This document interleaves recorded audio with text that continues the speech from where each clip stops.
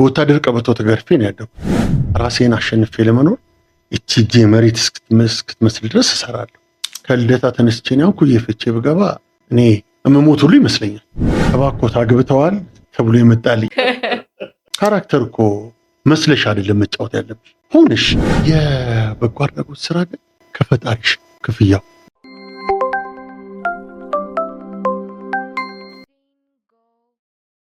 ሰላም እንዴት ናችሁ? ዲንጎ ፖድካስት ጀምሯል። በየሳምንቱ እናንተን ያዝናናሉ፣ ቁም ነገር ያስጨብጣሉ የምንላቸውን እውቅ እንግዶች የምናደርስበት ሰዓታችን ላይ ደርሰናል። ፕሮግራሙን አዘጋጅቼ የማቀርብላችሁ እኔ ሜሮን ነኝ። ከፊልሙ ዓለም እጅግ ተወዳጅ የሆነውን አርቲስት አሌክስ አለማየሁን ስቱዲዮአችን ድረስ ጋብዘንላችኋል። ከሱ ጋር ጥሩ ጊዜ የምናሳልፍ ይሆናል። የዩቲዩብ ቻናላችንን ሰብስክራይብ በማድረግ አብራችሁ። አርቲስት አሌክስ እኛን አክብረህ ስቱዲዮአችን ድረስ ስለመጣ እጅግ እናመሰግናለን። እኔም አመሰግናለሁ። ገና እንደመጣክ እያየሁህ ነበርና በጣም ረጅም ነው እና አቋምህ በጣም በስፖርት የዳበረ ይመስላል። እንዴት ነው? አዎ ያው እንግዲህ የወታደር ልጅ ሁልጊዜ ስፖርተኛ ነው። ሁሌ ትሮጫለሽ፣ ሁሌ ትሰሪያለሽ እና ያው እኔ ደግሞ ከዚህ በፊትም ሃንድቦል እጫወት ነበረ። ከዛ ባሻገር ደግሞ ያው ከጓደኞቼ ጋርም ሰፈር ውስጥ ኳስ እጫወታለሁ። አሁንም ደግሞ አንዳንድ እንቅስቃሴዎችን አደርጋለሁ። ለዛ ነው እንግዲህ በስፖርቱ ነው እንጂ በተፈጥሮ አይደለም። የተወሰነ ያው በመጀመሪያ ተፈጥሮ ነው። በመጀመሪያ እግዚአብሔር የሰጠሽ ነገር አለ። ያው እግዚአብሔር የሰጠሽን ነገር ደግሞ ፈጣሪ የሰጠሽን ነገር አንቺ በደንብ አድርገሽ የምትይዙ ከሆነ የምትንከባከቢው ከሆነ የራስሽን ጤንነት የምትጠብቂ ከሆነ አይ በጣም ጥሩ አቋም ነው። አመሰግናለሁ። እንግዲህ አብዛኛው ሰው ስለአንተ ማወቅ እንደሚፈልግ እርግጠኛ ነኝና የት ሀገር ልጅ ነህ? የት ሰፈር ተወለደ? አሌክስ እዚሁ አዲስ አበባ ውስጥ ልደታ ልዩ ስሙ ቶሎሳ ሰፈር የሚባል ሰፈር ነው ተወልጄ ያደኩትኝ። አሁንም ያለሁትኝ እዛው ነው። እጅግ በጣም እኔ ከምንም የበለጠ ከሰውም የበለጠ ሰፈሬ ነው የሚናፍቀኝ። የትም ቦታ ስወጣ ወጥቼ እስክገባ ድረስ ሰፈሬ ነው የሚናፍቀኝ። ለቀረጻ ክፍለ ሀገር በሚሄድበት ወቅት ስልክ ደውዬ እንዴት ናችሁ አይደለም የምለው፣ ሰፈር ሰላም ነው ወይ? ቶሎሳ ሰፈርን መልቀቅ ማለት ሀገርን ጥሎ እንደመውጣት ያክል ነው የምቆጥረውና ሰፈሬን በጣም እወደዋለሁ። እኔ በሰፈሬ አልደራደር። አይ መልካም፣ በጣም ደስ ይላል። ቤተሰቦችም እዛው ነበሩ? ቤተሰቦቼ ያው እናትና አባቴ አሁን በህይወት የሉም። እንግዲህ ለዚህ ያበቁኝ እነሱ ናቸው። ያው አባቴ ወታደር ነበረ፣ እናቴ የቤት እመቤት ነበረች። አሁን እነሱ ወደ እውነተኛው ዓለም ሄደዋል። እንግዲህ ልጆች ነን አሁን የቀረ ነው። ቤተሰቦቻችን ያቆዩልን ቤት ውስጥ ነን ያለ ነው። እንዴት ነበር አስተዳደግ? ያው አስተዳደጌ ያው ማንኛውም ልጅ እንደሚያድገው ነው። እኔም ከልጆች ጋር ተጫውቼ ጭቃ አቡክቼ ልጆች የሚጫወቱት ጨዋታ ተጫውቼ ነው ያደኩትኝ እና ያው የመጀመሪያ ደረጃ ትምህርቴን እንግዲህ የቀድሞ በየነ መርድ፣ ከዛ በኋላ ደግሞ እድገት በህብረት የሚባል ትምህርት ቤት ነው ተምሬ ያደኩት ለገሃር አካባቢ። እጅግ ደስ የሚል ጊዜ ነበር። ማለት እኔ አሁን አስተዳደጌም እንደዚህ ቅዥ የሚል ባህሪ አይደለም ያለኝ። ከልጅነቴ ጀምሮ በጣም የተረጋጋው ነኝ። ከአንደኛ እስከ 8ኛ ክፍል እንግዲህ እዛ ነው የተማርኩት። ከዛ በኋላ ነው ያኔ በእኛ ጊዜ 8ኛ ክፍል ሚኒስትሪ ነበረ። ሚኒስትሪን ወስደን ነው እንግዲህ ወደ 2ኛ ደረጃ ትምህርት ቤት ተሸጋገር ነው። ኤሌመንታሪ ላይ ምን ላይ በደንብ ታተኩር ነበረ? ሳብጀክት ላይ ምን አይነት ተማሪ ነበር? ይሄን ያክል ጎበዝ ነኝ ብዬ አልልም። ለምን ዛሬ ጎበዝ ነኝ ብዬ እዚህ ጋር የሆነ ከአንቺ ጋር ቃለ ምልልስ ባደርግ ነገ አብረውኝ የነበሩ አብረውኝ የተማሩ ነገ አሌክስን ሰፈር ውስጥ የሚያውቁት ሰዎች እንዴ አሌክስ ነው የሚባለው። ያው ታውቂዋለሽ ሚዲያ ላይ ቀርበሽ ብቻም አንዳንዴ ሰዎች በምናወራው ነገር ነው የሚለኩንና መነሻሽ ነው ለዛሬ ማንነትሽ እዚህ ለመድረስሽ። እኔ ነገርኩሽ በወታደር ቀበቶ ተገርፌ ነው ያደኩት። የወታደር ጫማ አድርጌ ነበር ማር የነበረው። ያንን እንዴት ብዬ ረሳዋለሁ? ያን የኤሌመንተሪ ታሪክን እንዴት ብለሽ ትረሺዋለሽ? የአባቴን ቅጠልያ ልብስ አሮጌ ነው ብሎ ሲያስቀምጠው እኔ አስጠብቤ ነበር ለብሼ ተምሬ ያደኩት። ያንን ጊዜ አሁን ላይ ሆኜ ምን አለ ተመልሶ በመጣ ብዬ የማስታውሰው ጊዜ ነው። ልጅነት ነው። ብዙ ነገሮችን ታደርጊያለሽ። እንዴት ነበር ስርዓቱ? በጣም ስትሪክት ይመስሉኛል አይደል? በጣም ከሚገርምሽ ከአባቴ የበለጠ ታላቅ እህቴን በጣም እፈራ ነበር። የቤት የመጀመሪያ ታላቅ እህታችን ሲሪየስ ነች። የሰው ልጅ ጥፊ የሚማታው ወንድ ልጅ ነው ብዙ ጊዜ በዚህ ጥፊ የሚመታሽ አይደለም። እህቴ ግን በዚህ ነበር በጥፊ የምትመታሽ። በቃ ከያዘችሽ በሆነ ነገር አትለቅሽ። ማንም ደግሞ እንዲያገላግላት ማንም እንትን እንዲላት አትፈልግ። ግን የሆነ ነገር ደግሞ ስትሆኚ ስታይሽ ደግሞ ታለቅሳለች። እና ለእኔ ከፈጣሪ ቀጥሎ አባትና እናቴ፣ ከዛ በኋላ ደግሞ እዚህ ደረጃ ለመድረሴ የእህቴም እጅ አለበት። እና እኔ ስራ ላይ ሆኜ 12 ሰዓት ቤት ነበር። ለምንድነው? በጣም ስለምፈራት 12 ሰዓት ቤት ነበርኩኝ። ማለት ትልቅ ከሆንኩ በኋላ ስራ ከጀመርኩም በኋላ እና ህግጋቶቹ እንዳሉ ናቸው። እስከ 12 ሰዓት የለም እንደዚህ አይነት ነገር የለም። ግን ያው አንዳንዴ ታላቅሽን ትፈሪያለሽ፣ ታላቅሽን ታከብሪያለሽ አይደለም? ያ ነው እንጂ ይሄ ሴንተር የሚኖር የለም። እንጫወታለን። ነገርኩሽ እኮ አጠገባችን ካምፕ አለ። እዛ ገብተን ኳስ እንጫወታለን፣ ኳስ እናያለን ቴሌቪዥን። ስለዚህ ይሄ ገደብ የለውም። ግን ይሄ ምንድነው ስርዓት የሚባል ነገር እንዳታጪ ቤተሰብ አንቺ ላይ የሚሰራው ነገር አለ።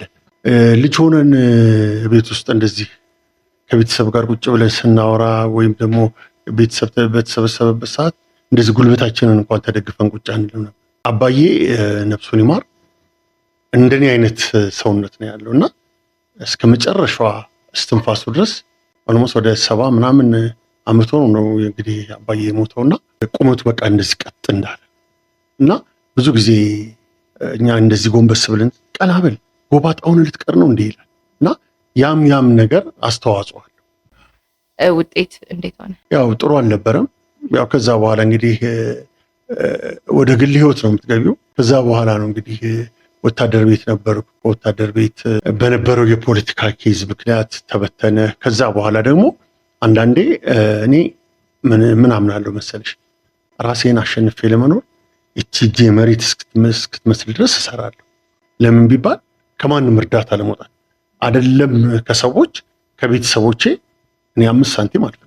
ከወታደር ቤት ከወጣሁ በኋላ በብረታ ብረት ስራ ነበር የምተዳደር የነበረው። እኔ ስራ ላይ ሲሪየስ ነኝ፣ ቀልድ አላውቅም። የሆነ ነገር ተሰምቶሽ መቼም ህመም ሲመጣ የሆነ ነገር ሲመጣ ነግሮሽ አይደለም የሚመጣው። ካላመመኝ በስተቀር ስራ መቅረት አልፈልግም። አጋጣሚ መጣና ጋሽ ሰለሞን ተካ ይሰራበት የነበረው የሚታ ቢራ ማስታወቂያ፣ ያ ማስታወቂያ መጣ። ከዛ በኋላ ያንን ማስታወቂያ ልሰራ ከልጆች ጋር ነው አብረን ሄድን። የሰፈሮች ልጆች አሁን የቢራ ማስታወቂያ ሳይከለከል ማለት ነው። እና ከዛ እዛ ቁጭ ብዬ ከልጆች ጋር ቁርስ እየበላን ሎሬት የኪነ ጥበብ ሙያ ማሰልጠኛ ትምህርት ቤት ባለቤት አቶ ሚሊዮን ሸዋንግዛው ፍላሽ አጥፍቶ ፎቶ እያነሳኝ ነው። እና እኔ እንደዚህ ፊት ለፊት ነው ቁጭ ያልኩት። ለጓደኞቼ እንዴ ይሄ ሰውዬ ፎቶ እያነሳኝ ምን አስቦ ነው ብዬ ስል ያንን ተናግሬ ያልጨረስኩም ብድግ ብሎ መጣና አንዳንድ ስራዎችን አብረን ብንሰራ ብሎ ጠየቀኝ። ምን አይነት ስራዎች? ፊልም፣ ማስታወቂያ፣ ተከታታይ ድራማዎች፣ ክሊፖች ምናምን ደስ ይለኛል አልኩኝ። ከዛ በኋላ ፊዚካልህን አይቶ ነው? አዎ። ከዛ በኋላ እንግዲህ ሎሬት የኪነ ጥበብ ሙያ ማሰልጠኛ ትምህርት ቤት ነው እኔ የተማርኩትኝ። እዛ ላይ ያለው ነው እንግዲህ ካስት ተደርጌ የወጣሁት ለመጀመሪያ የፊልም አጋጣሚ። ያው ካስት ያደረገኝ ደራሲና ዳይሬክተር ሳሙኤል ተሻገር የማየ ልጅ ነበረ። አሁንም ድረስ በእኔ እዚህ ደረጃ መድረስ የእሱ ውጤት ነው። ሁሌ በየሄድኩበት የማመሰግነው። ከዛ በኋላ ምናልባት አይተሹ ከሆነ አንፋታም የሚል የዳንስ ፊልም በአንፋታም ተጀመረ። ከዛ በኋላ እንደገና ድጋሚ የመጀመሪያው ካስት ተደርጌ ከማስታወቂያው በኋላ ከኢትዮጵያ ንግድ ባንክ ማስታወቂያ የኢቲኤም ማስታወቂያ ነው። መኪና እየነዳው ነው። ድንገት ትመጣና ጋዜጠኛዋ ትጠይቀኛለች። በጉዞዬ ጥሬ ገንዘብ ከመያዝ ስጋት ነጻ ስላደረገኝ እመርጠዋለሁ። ይችነች ዲያሎጓ። የመጀመሪያውን ያንን ከሰራክ በኋላ እንዴት ነበር ፊድባኩ? ፋሚሊ ጋር ያለው አካባቢው ላይ የነበር አይደለም። ትልልቅ በእኛ እድሜ ከኛ በታች የሆኑት ይቅርና ማስታወቂያውን ስሰራ መነጽር አድርጌ ነው የሰራሁት። የጓደኛዬ ልጅ ገና የ2 ዓመት ልጅ ነች። ለይታኝ አሊስ ማታ እዚህ ውስጥ አየሁህ አለች።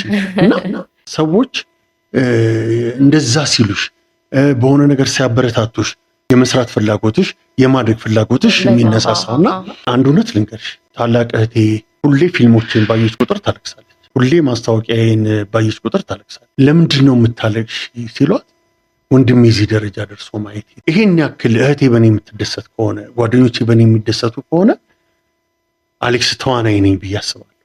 የመጀመሪያው አጋጣሚ አብዛኛው ሰው ተቀባይነትን ሰጠ ማለት ነው። አዎ እንግዲህ የመጀመሪያ ፊልም የሆነ ሞስ ከ9 ዓመት በፊት እንደዚህ አካባቢ እና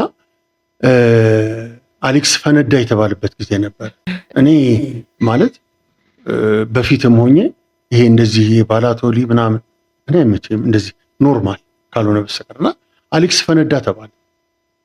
የመጀመሪያ ጊዜ ካስት ተደርገህ ፊልሙን በሰራህበት አጋጣሚ የከበደህ ነገር አልነበር? የመጀመሪያ ካሜራ ፊት መቆም ከባድ፣ በመጀመሪያ ደረጃ የመጀመሪያ ስራሽ ላይ ያስደነግጥሻል።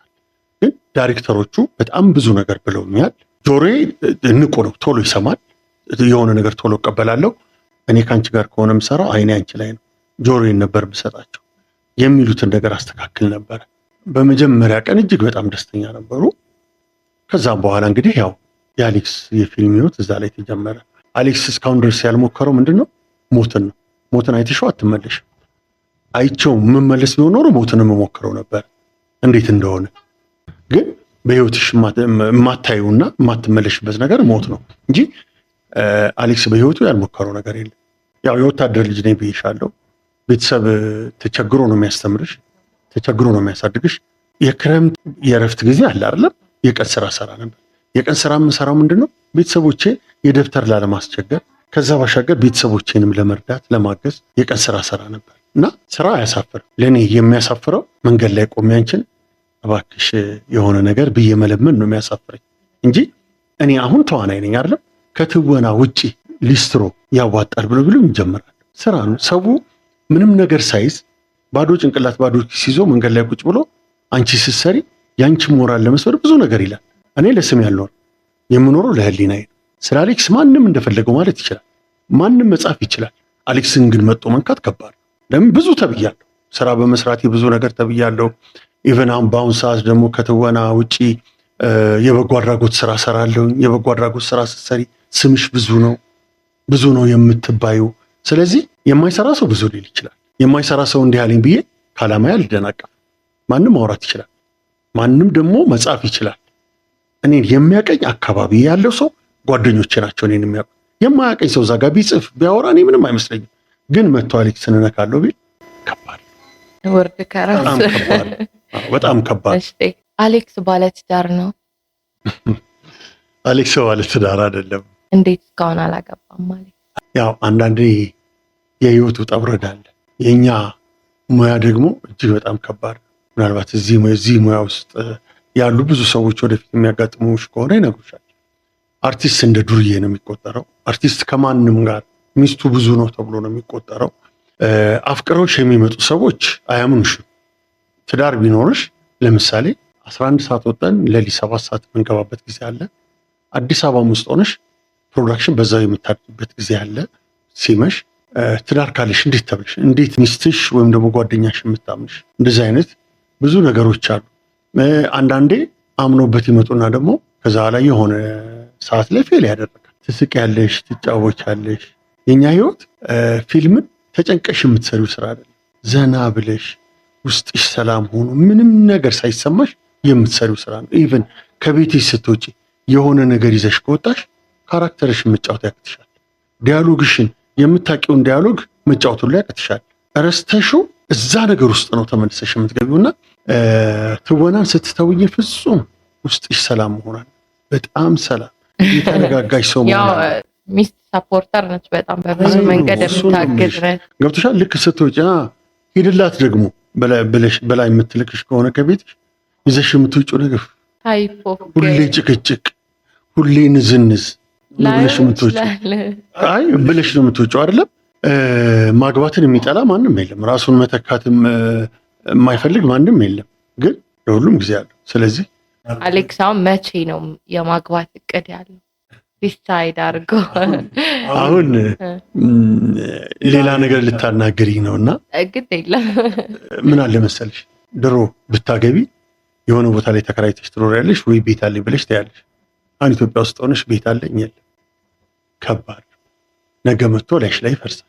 ስለዚህ ልጆች ይዤ ሚስትዬ በእኔ የተነሳ እንዲጎሳቆሉ በእኔ የተነሳ የሆነ ነገር እንዲደርስባቸው አልፈልግም። የማይሆን ነገር ብታይ አንቺ ሴት ልጅ ነሽ አይደለም? የማይሆን ነገር ሊፈጸምብሽ ቢሞክር ትሙቻለሽ እንጂ ለዛ ለቆምሽበት ዓላማ ፍንክች አትይም አይደለም? እኔ ልጅ አምጥቼ ዛሬ ዕቃ ይዘሽ አንድ ቦታ፣ ነገ ዕቃ ይዘሽ አንድ ቦታ፣ ከነገ ወዲያ ዕቃ፣ ልጆችስ ትምህርታቸው ገብቶሻል አይደለም? ከልደታ ተነስቼ ነው ኩዬ ፍቼ ብገባ እኔ እምሞት ሁሉ ይመስለኛል። ለምን እንደሆነ ታውቂያለሽ? የትኛው ማህበረሰብ ነው ለምንጭ አዲስ ሰው ከዚህ እድሜ በኋላ አዲስ ሰው ለምደሽ አዲስ ማህበረሰብ ፈጥረሽ እዛ አካባቢ ልትኖር ትችላለሽ? ከባድ ነው። እና አሁን ላይ ሆኜ አለማግባቴ ልጅ አለመኖሩ ለእኔ በጣም ደስተኛ። ለምን ብለሽ ብትይኝ አሁን በነገርኩሽ ነገሮች ልጆቼ ልደታ የሚማሩ ከሆነ ከኩዬ ፍቼ ልጅ ይዘሽ መጠሽ እዚህ ጋር እንደገና ማታ ወደዛ እንዴት አለሽ?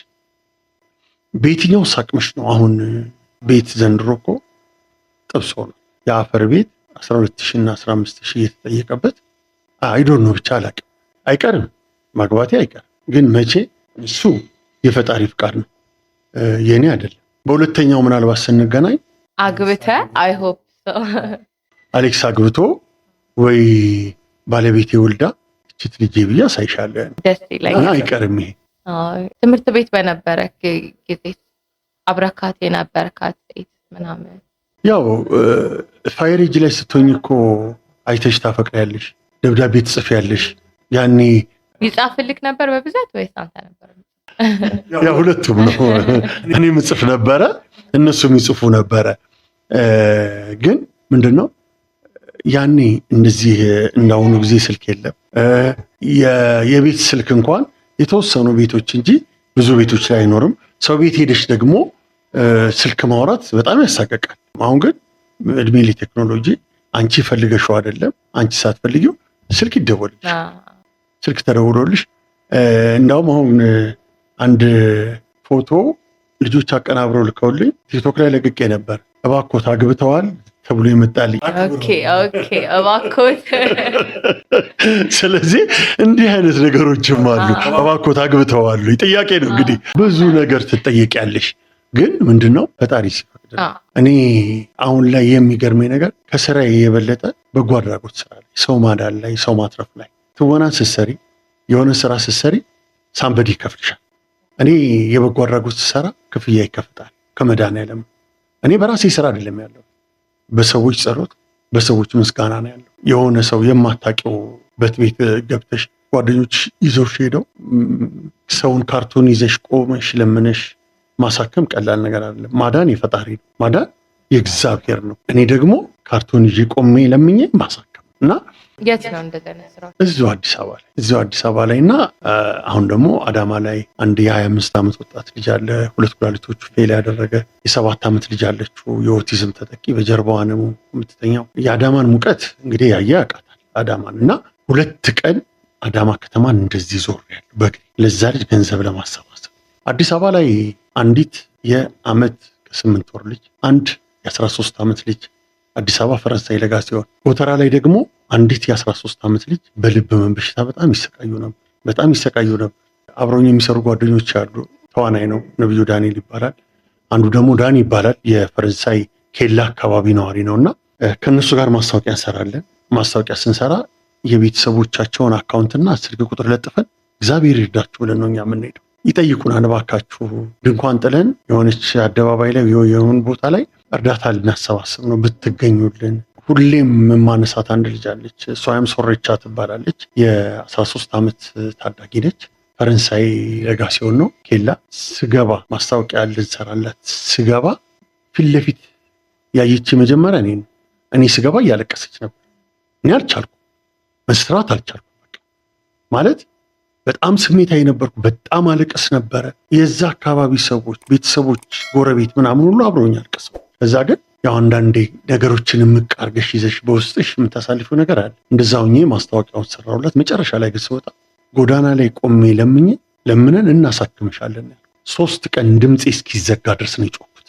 ለምነን አሳክመናት አሁን በመልካም ጤንነት ላይ ትገኛለች። ትምህርቷን ትከታተላለች። ያቺም የ1 ዓመት ከ8 ወር ልጅ እንደዛው። ህዝቡ እኮ ደግ ነው። ለምን መሰለሽ እኛ አሁን ወደዛ የገባ ነው። አሁን በሞቱ ሰዎች እየተለመነ ነው ያለው። ባነር መኪና ላይ ተለጥፎ ባልታመሙ ሰዎች ጉልኮስ ገመዳለች አይደል እዚህ ውስጥ ከተው ባልታመሙ ሰዎች ሚኒባስ ኮንትራት ይዘው እየተለመደ እንዴት መለየት ይቻላል? አሁን እኮ አስቸጋሪ ሆነ በጣም። እኔ አሁን ስልኬ ላይ አሳይሻለሁ በኋላ ስንጨርስ። ይሄን ያክል ብር ለሕክምና ተብሎ ይጠየቃል። ቤተሰቦቻቸው አቅም የላቸውም አይደለም። በሰው እኛ ጋር ይደወላል። ስንሰራ የሕክምና ማስረጃቸውን ጭምር ነው አብረን የምንለቅ። አንድ ላይ ኦኬ ታያይዘው ነገ ለእንደዚህ አይነት ሰው እንዲህ አይነት ጊዜ ገንዘብ ሰብስበዋል ለማን ነው እባላለሁኝ። ከዛ በኋላ እኔ ማስረጃዬ ነው ይኸው፣ እኔም ጓደኞችም የሰራ ነው ይኸው። ከፈለጋችሁ ደግሞ የታከሙበት ሆስፒታል መሄድ እንችላለን። እውነተኛው ማስረጃ ይሄ ስልክ ላይ ነው አይደለም። እውነተኛው ማስረጃ ያለው ሆስፒታል ውስጥ። አሁን ላይ አንድ በተለይ ጎተራ ላይ ወንጌላዊት አካባቢ ያሳክምናት ልጃለች። አሁን ድና መልካም ጤንነት ላይ ስትደውልልኝ አጎቴ ብላ ነው የምትደውልኝ። ከዚህ በላይ ታዲያ ምን አለ? ስትኖሪ አሌክስ ታዋቂ ነው። አዎ ታዋቂ ነው። በእውቅናው ምን ሰራ? የሰውን ልጅ ከማሳከም በላይ ትልቅ ነገር የለም። ድረሱልን ሲሉ ደርሰን አድኑ ሲሉ ማዳን ቀላል ነገር አይደለምና እኔ አሁን ከትወናው ይልቅ ወደ በጎ አድራጎት ላይ ለምን መሰለሽ በዚች ምድር ላይ ስትኖሪ ዓለማዊ ህይወት ነው። ወደ ፈጣሪ ስትሄጂ ሰማያዊ ቤትሽ ነው። እኔ አሁን ለሰማያዊ ቤቴ ነው እየሰራ ያለው። ፈጣሪ የሚወደውን እኔ ይሄ አይመለከተኝም። እኔ ቤት አይመጣም። እኔ ቤት ላለመምጣት ምን ማስረጃ አለ? እኔ ጋር ላለመድረሱ ያ ነገር ምን ማስረጃ አለ? አሁን ከአንቺ ጋር እያወራሁ ችንበር ለቅቄ ሲወጣ የምሆነውን ነገር የሚያውቀው ፈጣሪ ብቻ ነው። እኔም ራሴ አላውቀው። ከጓደኞቼ ጋር ቀጠሮ ሊይዝ ይችላል። ከሰዓት በኋላ ወይ የሆነ ሌላ ፕሮዳክሽን ስራ ሊኖረኝ ይችላል አይደለም። ግን ከዚች በር ስወጣ የሚያጋጥመኝን አላ። ስለዚህ ያንን በማሰብ ነው አሁን እባካችሁ አድኑ ሲሉ የበጎ አድራጎት ስራ እየሰራ ነው ያለ። በደንብ ወደ ህዝቡ ያቀረበኝ ወይም ከህዝቡ ጋር በደንብ ያስተዋወቀኝ ፊልም የቱ ነው ብለህ ታስባለህ? በፊልም ደረጃ እንግዲህ አባት ሀገር አሁን እኛ የኢትዮጵያን አንቺ ነው ምንለው፣ እናት ሀገር ነው ምንለው አይደለም። ሌሎች ሀገሮች ደግሞ አሉ እንደ ጀርመን አይነቱ አባት ሀገር ብለው የሚጠሩና አባት ሀገር የሚል ፊልም ሜጀር ጀነራል ሆኜ ነው የሰራሁት። እንደዚህ ጺም የለም ማለት ወታደር ነው። ወታደር ደግሞ ጺም አይኖረውም። ሜጀር ጀነራል ሆኜ ነው የሰራሁት። ብዙ ሰዎች እስኪሳሳቱ ድረስ ለምንድን ነው አለባበሴ ደግሞ የቤተሰብ ተጽዕኖ ማለት ነው። ራሴም ደግሞ እንደዛው ስለነበርኩኝ በተለይ ጦር ኃይሎች ሆስፒታል ነፍሱን ይማረው ታሪኩ ብርሃኑ ባባ ከሱ ጋር አብረን ነበር የሰራ ነው እና ጦር ኃይሎች ሆስፒታል ስንገባ አዲስ ጀነራል ተሾመ እንዴ እያሉ ነበሩ ሰዎች። እኛ ቀረጻ ላይ ነን ይንሾካሾኩ የነበሩት ፍጹም ሰዎች አሌክስ ነው ብለው ያልጠበቁ የሰፈሪ ሰዎች። ከዛ ባሻገር ግን የኛ የሁላችን ታሪክ የተማሪዎቹ ድራማ አሌክስ በጣም ብዙ ጊዜ አንታጎኒስት ነው። አንታጎኒስት ካራክተር ነው ብዙ ጊዜ የሚጫወተው። አሌክስ ደግም አባት ሆኖ ተጫውተዋል። ለምሳሌ ይሳቅ ላይ ላሉ ልዳት ልጁ እጅግ በጣም ይጨነቅ የነበረ አባት፣ ሁሌ ማታ ገብቶ የአእምሮ ወጥ የነበረባት፣ የትኛው ዓለማችን ላይ የትኛው ትልቅ ሆስፒታል ነው በዚህ ስፔሻሊስት ብሎ ሁሌ ላፕቶፕ ላይ የሚጨነቅ አባት የነበረ ነው። የኛም በደንብ አቅርቦ ካለ ወደ ተመልካቹ በደንብ በየሳምንቱ ምን ይዛችሁ ትመጣላችሁ ነበር የምንባለው። እጅግ በጣም ከብዙ ሰው ጋር ያገናኘኝም እሱ ነው። እጅግ በጣም ደስ የሚል ጊዜ ነበረ። እዛ ላይ የተፈጠረ አንድ ነገር ልንገርሽ። የመጀመሪያ ካስት ስንደረግ ትልልቆቹ አክተሮች ሁሉ ነበረ ኦዲሽን የወሰዱት እና እኔ ያኔ አባት ሀገርን እየሰራው ነበረ። ፍቼ ወታደራዊ ማሰልጠኛ ውስጥ ስንሰራ በተደጋጋሚ ስልክ ተደወለ። ባክና እሺ ከሰዓት በኋላ ጨርሼ መምጣት አይቀርም እመጣለሁ። ከፍቼ እንደገባው ቀጥታ ነው የሄድኩትና የአሁን የቃና ፓርትነር አለች ዶክተር ምህረት ገባው። አንተን እኮ ነው የምንፈልግ ስትለኝ ምን ወንጀለኛ ነኝ እንዴ ያልኩት። ከዛ አይደለም ለስራ። ለምን አይነት ስራ አለ? ለእንደዚህ ኦኬ።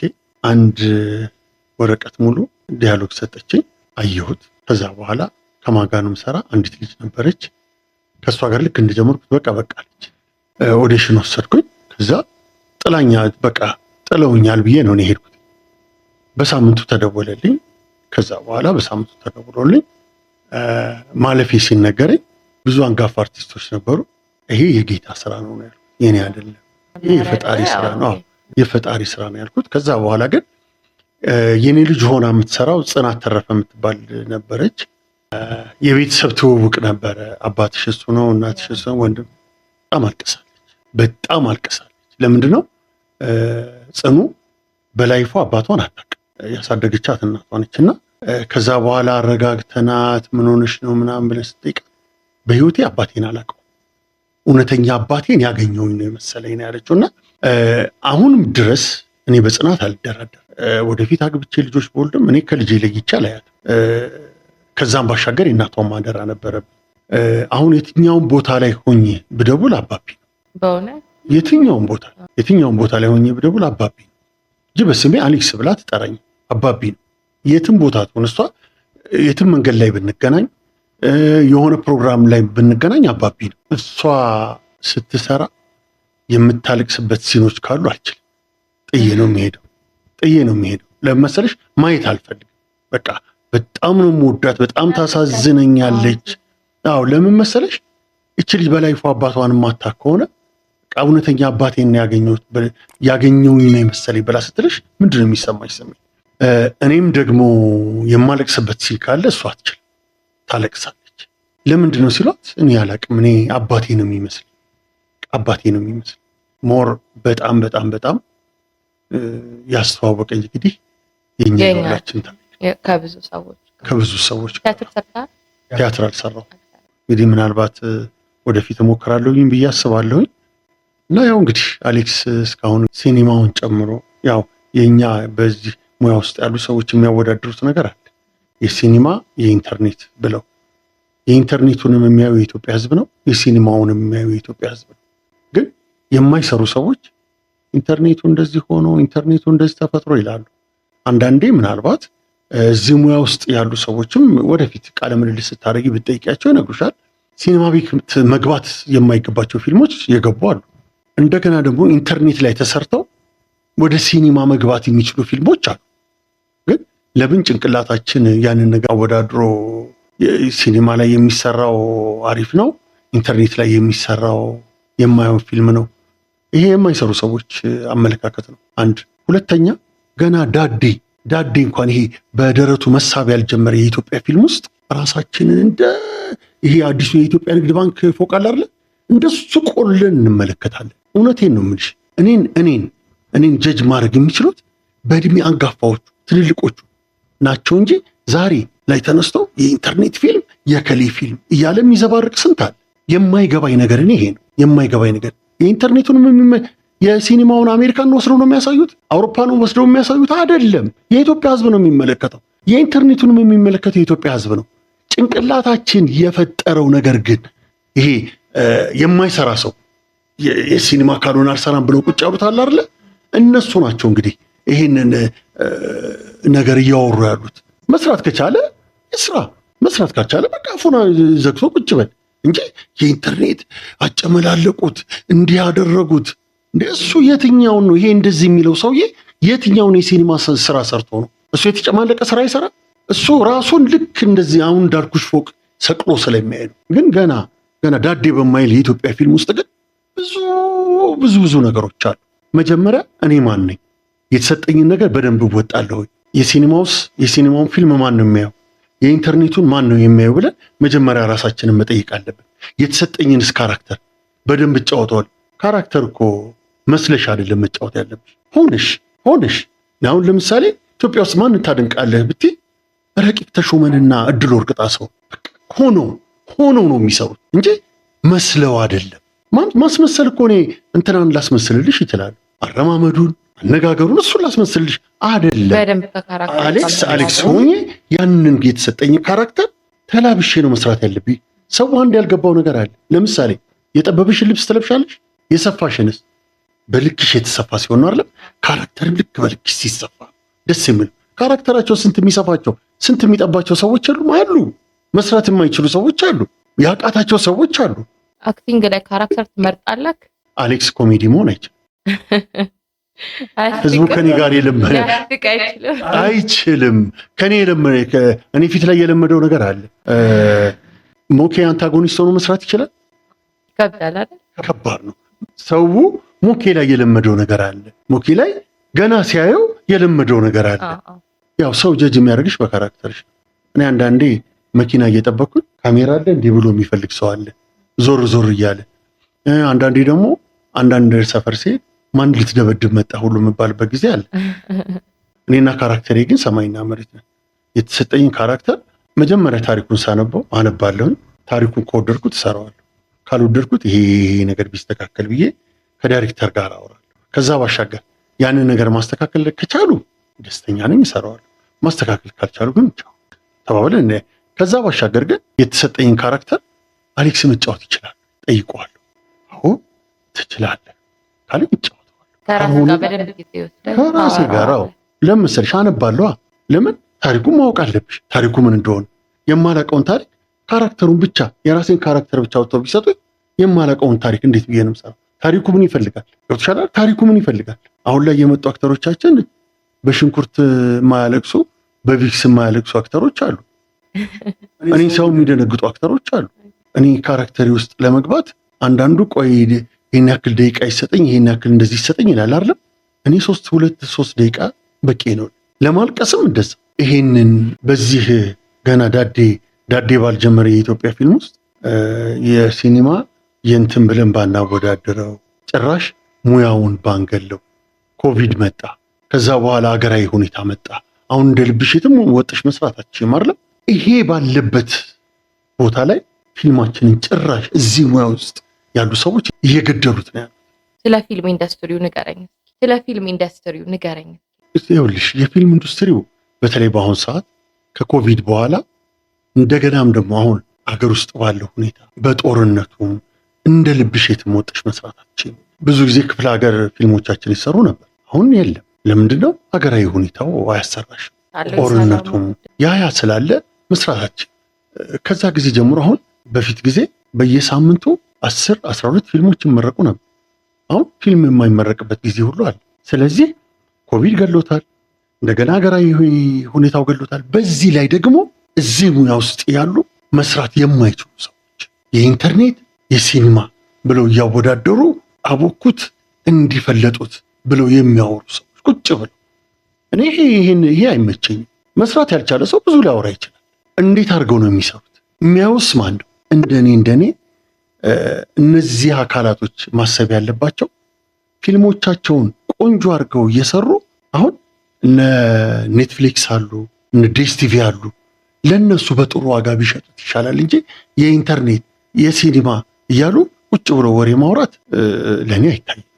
እና ፊልማችንንም አንደኛ የገደሉት እነዚህ ወሬዎች ናቸው። እና እነዚህን ነገሮች ትተን ጥሩ ነገርን ሰርተን ይዘን ብንመጣ የኢትዮጵያ ሕዝብ ይቀበለናል። በፊት ከነበረው አንጻር ግን ያው ሁኔታዎችም በደንብ እንዲቀዘቅዝ ማተር አድርገዋል። አሁን እንዳልከኝ ማለት ነው።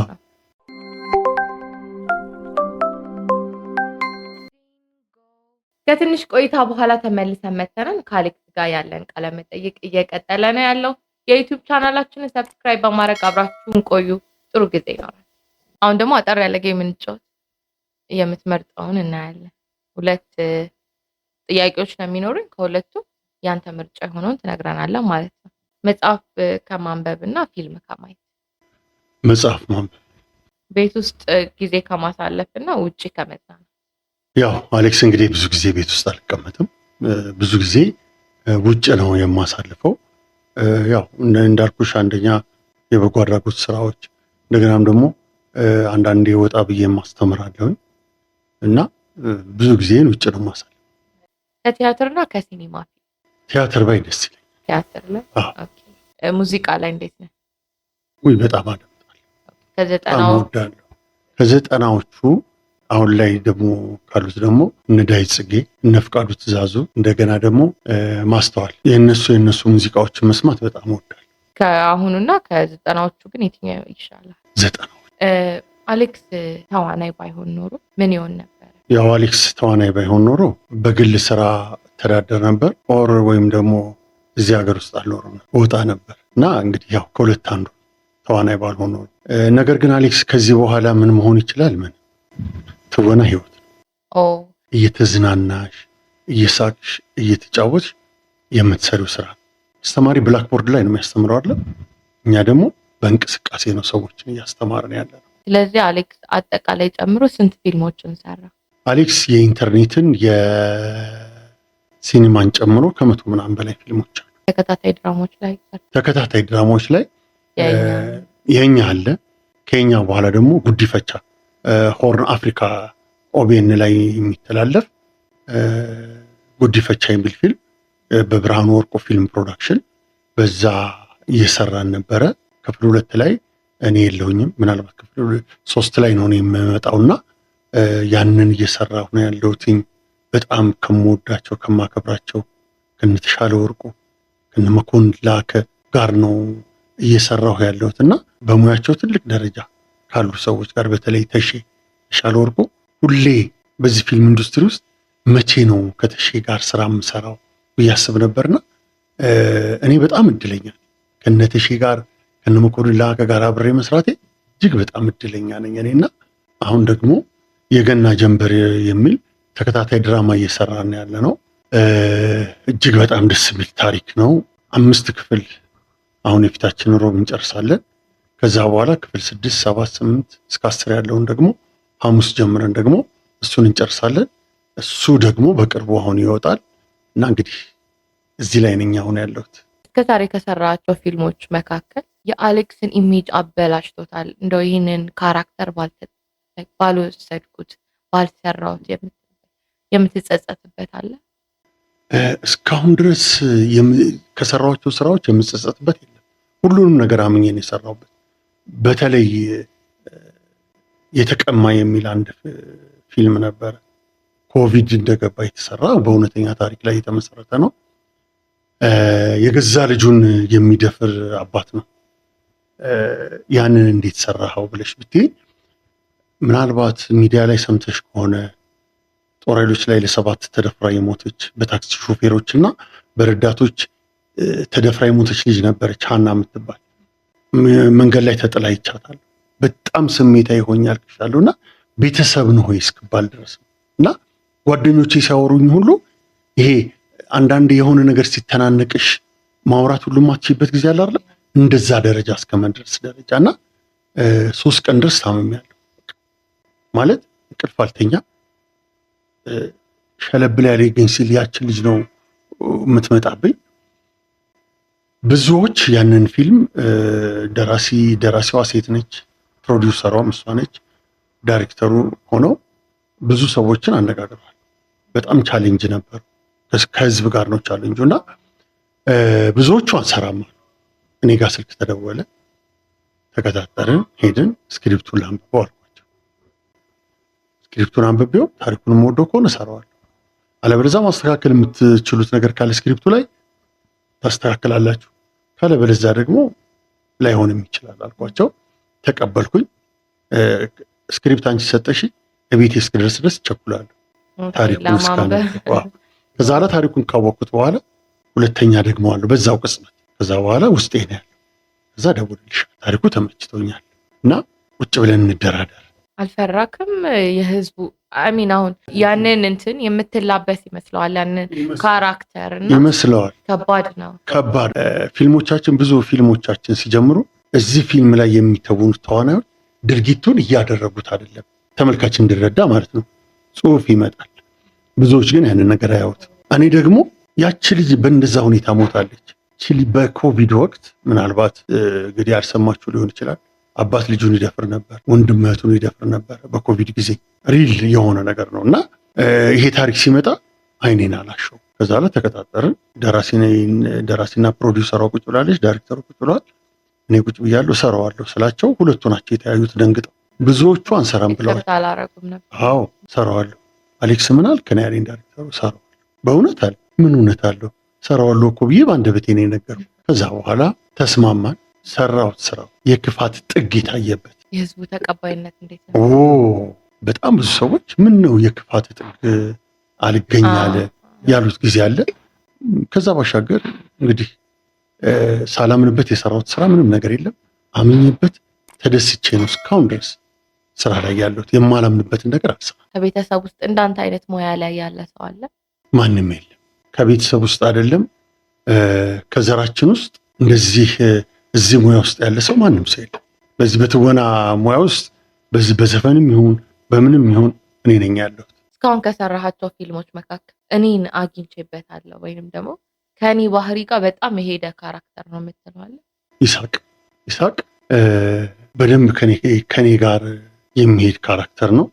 ከዛ ቀጥሎ አባታ ይሄ የማይፈራ ሽጉጥ እንደዚህ ተደቅኖብሽ ግደለኝ ብሎ ግደለኝ በመጀመሪያ ደረጃ ምን አለ መሰለሽ፣ ምንም ነገር ውስጥ የማይገባ ሰው ሁሌ ከሰው ጋር በፍቅር በሰላም የሚኖር ሰው ሽጉጥ አይይዝም። ሰላማዊ ህይወት ነው። ፈሪ ነው ሽጉጥ የሚይዘው። የፖሊሶቻችን ወታደሮቻችን ሽጉጥ ቢይዙ የሆነ ነገር ቢፈጠር ለመከላከል ነው። እኛ ግን ምን ሊሰራልን ነው? እኛ እኮ ተዋናዮች፣ እኛ እኮ ሲቪሎች ነን አይደለም እንዴ? ወንድ ልጅ ከሆነ ቦክስ ነው። ከዛ በኋላ ገጥሜው ካሸነፈኝ አምናለሁ፣ ከተሸናፊ ካለበለዚያ አሳምኘው ገላጋ የሌለበት ቦታ ቻው ቻው ተባብለሽ ትሄጃለሽ እንጂ በሽጉጥ እኔ ጥፌም ቦክስ ነው። ብዙዎቹ የሚፈሩት እሱን ነው። እንዲያው በቦክስ ከመማታ ይልቅ ጥፌን ይፈሩታል። ለምን? ሰው ስጥል አይተውኛል እና ጥፌን በጣም ነው የሚፈሩት። በተለይ ሰፈር ውስጥ አሌክስ በጥፌ አይምታን እና ከባድ ነው። እንዲህ በተለይ ትምህርት ቤቶች ላይ ስፔሻሊ ፋየር ኤጅ ላይ ልጆች ይደባደባሉ በጃማ ወጥተው ምናምን። እንደዚህ አይነት ሪስሊንግ ውስጥ ነበርክ? በህይወቴ ይህ በጀማ በግሩፕ ጸብን አልወድም። ለመሰለሽ የሆነ ሳምበዲ ልኩስ ሲያደርግና እሱ ወደ ቤቱ አንቺ እዚህ ጋር ፋይት ትፈጥሪያለሽ ከጓደኞችሽ፣ ሌሎችም ሳምበዲ ይኖራል ደግሞ። እሱ ግን ቤቱ ገብቷል። ከዛ ወይ አንቺ ትታሰሪያለሽ ወይ የሆነ ነገር ይደርስብሻል። እንደዚህ አይነት ነገር እንኳን ሲፈጠር መሀል ነው የምንገባው። የተማሪነት ይሄ የግሩፕ ጸብ አልወድም። ለምሳሌ ኳስ ላይ የሆነ ነገር ይፈጠራል። ኳስ ስትጫወቺ ያኛው ቡድን እና የኛው ቡድን ሲጫወት ወይ ካሸነፍሽ ወይ የሆነ ነገር ሲፈጠር ጸብ ይመጣል። ዛሬ ልትጣይ ትችላለሽ እንጂ ይሄ ጎራ ለይተሽ ልክ ይሄ አሁን ተቧድ ነው እዛና እዚህ በሰፈር ምናምን አልሄድም። እኔ እንኳን በሰፈር አይደለም ቤተሰቦች ሊደባደቡ ቢወጡ አልደባደብም። እስካላመንኩበት ድረስ አልገባም። ቀጠሮ ይዘህ የተደባደብከዋል? የለም የጸብ ቀጠሮ የለውም። ግን አንዳንዴ በህይወቴ ምን እጠላለሁ መሰለሽ፣ እናትን እንዲህ ላርጋት የሚለኝ ሰው ለእኔ ጠላቴ ነው። እኔን ሊሰድበኝ ይችላል። እናቴ ግን ወልዳ ያሳደገችኝ እናቴ፣ ማንም ሰው እናቴን እንዲነካብኝ አልፈልግም። ቢገለኝ እመርጣለሁ። እናቴን ከሚሰድባት እኔ ቢገለኝ እመርጣለሁ። ለምን አደረገች እናቴ? እኔም በወለደች መሰደብ የለባት። እናቴ እኔን ለማሳደግ ምን አይነት መስዋዕትነት እንደከፈለች አውቃለሁ። ስለዚህ እናቴን የሚሰድብ ሰው እኔም ቢገለኝ ይሻል። በስራ አጋጣሚ በጣም ስትረግል ያረክበት ታይም ነበረ? ስራ ላይ ብዙ ጊዜ ብዙ ነገሮች ያጋጥሙሻል። በተለይ አሁን ትወና ላይ ከገባም በኋላ የሆነ ሰፈር ሄደሽ ስትቀርሺ ገንዘብ ካልከፈላችሁ አትቀርሱም። ለሰፈሩ ለቦታው እኛንን የሚሉ አሉ። አትጣይ። ለምን መሰለሽ የእኛ ሙያ ኮንቲኒቲ የሚባል ነገር አለ። እንግዲህ እንዳጠቃላይ አክቲንጉ ላይ ወይንም ደግሞ አርቱ ላይ በደንብ ሊሰራ ይገባል የምትለው ነገር ወጣቶችን በማውጣት ሊሆን ይችላል፣ ወይንም ደግሞ አሁን እንዳልከው ሁኔታዎቹ የሰላም ያለመረጋጋት ጉዳይ ማተር አድርጎ የረበሸው ነገር አለ አይደል? የፊልሙን ኢንዱስትሪ ምንድነው መሰራት ያለበት ብለህ ታስባለህ? ያው ኪነ ጥበብ አስተማሪ ነች። በብዙ ፊልሞቻችን ላይ እያስተማርን በብዙ ፊልሞቻችን ላይ እየተናገርን ያለ ነው። ብዙ ደግሞ በየቤታቸው ተደብቀው ያሉ ወጣቶች አሉ። አክቲንግ መስራት እንፈልጋለን። እኔ ብዙ ሰዎች የሚደውሉልኝ፣ ብዙ ወጣቶች የሚደውሉልኝ አሉ። ተማሩ ነው የምላቸው። መጀመሪያ ገብቶሻል አይደለም? ከተማሩ እውቀትን ከያዙ እዛው ሆነው ጥሩ ትምህርታቸውን ጥሩ አድርገው ቢቀበሉ ከሆነ ከዛው ካስት ይደረጋሉ ከሚማሩበት ትምህርት ቤት። አዲስ አበባ ላይ በጣም ብዙ ትምህርት ቤቶች አሉ። ስለዚህ በነዛ እነሱ ለሰፈራቸው በቀረበ ቦታ ላይ ቢማሩ ወደፊት እኛ እድሜያችን እየገፋ ሲሄድ እኮ እናቆማለን። የተወሰነ ጉልበትሽን ትስቲ ታቆሚያለሽ። ያኔ ስናቆም ለእነዚህ ወጣቶች ነው ጥለን የምናልፈው። አሁን ብዙ ጊዜ አዳማ ላይ እጋበዛለሁ፣ አስተምራለሁ ሄጄ። ለምንድን ነው ያንን የማደርገው? ነገ አሌክስን የሚተካው ሰው ያስፈልጋል። እኔን መሆን ባይችል በቃ አሌክስን አስተማረኝ እግዚአብሔር ይስጠው እዚህ ደረጃ ያደረሰ ብሎ እንዲህ እና በእንደዛ አይነት ነገሮች ላይ ቢሰራ፣ ታለንት ያላቸው ወጣቶች ደግሞ ኮርሶች አሉ። በአዲስ አበባ ላይ በጣም ብዙ ትምህርት ቤቶች አሉና ሄደው ቢማሩ ኮርሱን ቢወስዱ የተሻለ እውቀት ያገኛሉ ብዬ አስባለሁ። አርቲስት በመሆኔ የጎዳኝ ነገር የለም። በጣም ብዙ ነገር የጠቀመኝ ነገር አለ። በየሄድሽበት ቦታ የህዝብ ፍቅር፣ በየሄድሽበት ቦታ ሰዎች ስላንቺ ያላቸው አክብሮት፣ ስላንቺ ያላቸውን ፍቅር ሲገልጹልሽ ይሄን ያክል ሰው ይወደኛል፣ ይሄን ያክል ስራዎች በሰው ውስጥ ትልቅ ነገርን ፈጥረዋል ብለሽ ነው እና የምታስቢው። ለእኔ የጎዳይ ነገር የለም እስካሁን ድረስ፣ ግን የተጠቀምኩበት ነገር በጣም ብዙ እና በጣም ብዙ ዋጋ እንደሚከፈል ከዚህም በፊት ኢንተርቪው ካደረኳቸው ሰዎች ጋር ባደረኩት ቃለ መጠይቅ ተረድቻለሁ። እና ብዙ ዋጋ ይከፈላል። አድካሚ ነው ስራው፣ ውጤቱ የአእምሮ እንዲወጣ ማለት ነው። በዛ ልክ ክፍያውስ እንዴት ነው? እንግዲህ እኔ አሁን እንደዚህ ነው ብዬ አልነግርሽም። በጣም ብዙ ጉዳት አለ እዚህ ሙያ ውስጥ ያለው ብዙ የሙያው ፍቅር ስላለው እንጂ ክፍያው አርክቶታል። ለእኛ ክፍያችን የህዝብ ፍቅር ነው ለእኛ ክፍያችን እንጂ የሚከፈልን ክፍያ አርክቶናል። ግን ምንድነው አንደኛ ነፃነቱ፣ ይሄ ማንም የሚጮህብሽ ሰው የለም። አስተማሪ ብላክቦርድ ላይ ነው አይደል የሚጽፈው፣ እኛ ደግሞ ህይወት ሰጠነው እየተወንን እያወራን ነገሮችን እያሳየነው ነው እያስተማርን ያለ ነውና ክፍያው እንኳን የክፍያውን ነገር ምናልባት ወደፊት የተሻለ ነገር ይመጣል ብለን ሁላችንም የምንጠብቀው። ትልቁ ነገር ደግሞ በኮቪድ በሀገራዊ ሁኔታም ፊልሞቻችን ሌሎችም ስራዎች ቀዝቅዘዋል። ፈጣሪ እሱ በቃ ይበለንና ነገሮች ሲስተካከሉ ሁሉም ነገር ይስተካከላል ብዬ እጠብቃለሁ። በህይወት ሮል ሞዴል የምትለው ማለት ሮል ሞዴል ለእኔ ጋሽ አቤ ነው። ሮል ሞዴል አበበ ባልቻ በጣም በጣም በጣም ሁሌም እመኛለሁ ከጋሽ አቤ ጋር በተወኑ የሚለው ነገር እና ጋሽ አቤ ለእኔ ሞዴሌ ነው። በቃ ወንዳ ወንድነቱ አክቲንጉን እንዴት የሚጫወትበት መንገድ ጋሽ አቤ ለእኔ ሞዴሌ ነውና አንተ ሞዴል የሆንካቸው ብዙ ሰዎች እንደሚኖሩ እርግጠኛ ነኝ። በጣም አሌክስ ከፊልም ውጭ ምን ይሰራል? ያው አሁን አሌክስ ከፊልም ውጭ በጎ አድራጎት ስራ ላይ በጎ አድራጎቱ ላይ ፎከስ አለ። አዎ ሰውን ማዳን ሰውን መርዳት ከክፍያም በላይ የሆነ ቦታ ስትሰሪ፣ ለምሳሌ እኔ እዚህ ቢሮ የምሰራ ከሆነ ስራዬን ስሰራ ነው በአግባቡ የምትከፍይኝ አይደለም። የበጎ አድራጎት ስራ ግን ከፈጣሪሽ ክፍያው።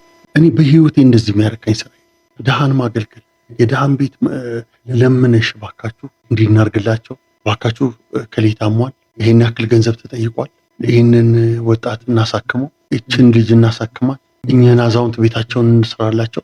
ከዚህ በላይ እኔ ለእኔ ከክፍያም በላይ እና አሌክስ አሁን ከትወና ውጭ የበጎ አድራጎት ስራ ላይ ነው ያለው። በጣም ቆንጆ ጊዜ ነበር ያሳለፍን የነበረው። አሁን ለማገባደድ ያክል ማመስገን ወይንም ማስተላለፍ የምትፈልገው መልእክት ካለ እድል። እሺ፣ አመሰግናለሁኝ። እንግዲህ በመጀመሪያ ማመስገን የምችለው ዛሬ እዚህ ቃለ ምልልስ ከእናንተ ጋር ቁጭ ብዬ እንዳወራ፣ በጤናዬ እንድሰራ፣ እንድራመድ፣ እንድኖር፣ ለሰዎች እንዳስብ ላደረገኝ ለድንግል ማርያም ልጅ ለእግዚአብሔር በመጀመሪያ ደረጃ ክብር ምስጋና ይግባው።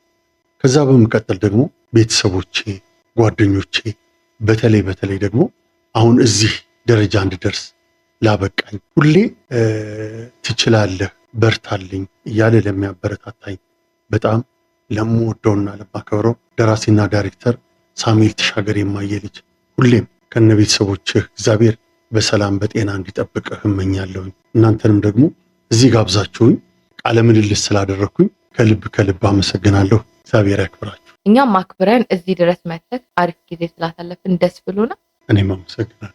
ውድ ቤተሰቦቻችን ከአሌክስ ጋር የነበረን አዝናኝ ቆይታ ይህን ይመስል ነበረ። ብዙ ቁም ነገር እንደተማራችሁበት ተስፋ አደርጋለሁ። ሳምንት ከሌላ እንግዳ ጋር እንመጣለን። ሰብስክራይብ ማድረግ እንዳትረሱ።